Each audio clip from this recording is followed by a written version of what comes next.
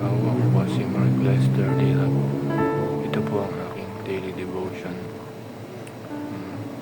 Enjoy now, regret later, na tinalakay po ni Pastor Russell Ocampo sa 365 daily devotion.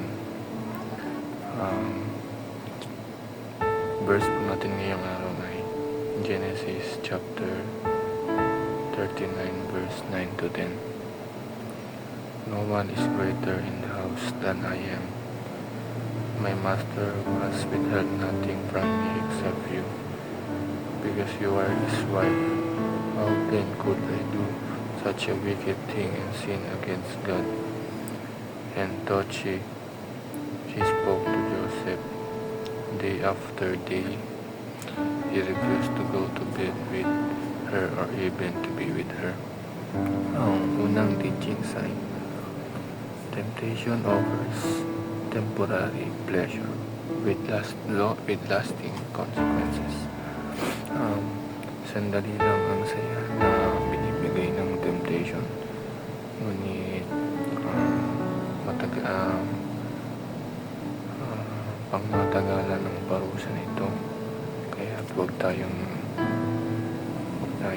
magpapatukso. Second teaching ay temptation takes us away from God's favor and protection. Ang goal ng tukso ay alisin tayo sa proteksyon ng Diyos at ipahamak tayo nito dahil wala na tayo sa ilalim ng proteksyon ng Diyos kapag tayo ay nagpatukso. Ang third teaching ay temptation makes poison taste sweet. Ang tukso ay ginagawang matamis ang mapait na lason. Ang lason na yung tukso. Ito yung matamis na lason na mawasak sa atin, kaya dapat takasan natin lagi ang tukso na makakasira sa atin. Ang unang application ay escape from temporary pleasure. Takasan lagi natin ang mga tukso dahil ito ay panandalian lamang, at matatakasan natin ito, tayo ay hindi mawawasak ang buhay dahil lang sa tukso. Ang second application ay endure suffering under God's favor.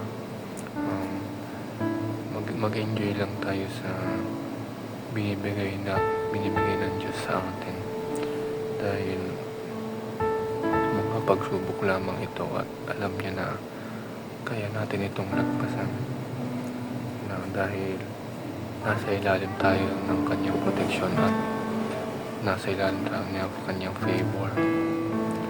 Ang huling application ngayong araw ay enjoy life within the boundary of God. Magpakasaya lang tayo sa buhay natin sa loob lang ng boundary na binigay ng Diyos, dahil dito ay magtatagumpay tayo. At kung lalabas tayo sa boundary na binigay ng Diyos, ang nasa labas lang ng boundary ng Diyos ay puro kasamaan, at kung puro kasamaan lang tayo sa ating buhay, tayo ay mapapahamak. Ang realization ko ngayong araw sa devotion ay dapat lagi tayo magkatiwala sa Diyos, at kung bigyan niya tayo ng pagsubok ay tiisin lang natin ito, dahil alam natin na nasa ilalim tayo ng proteksyon ng Diyos. Yun lamang po.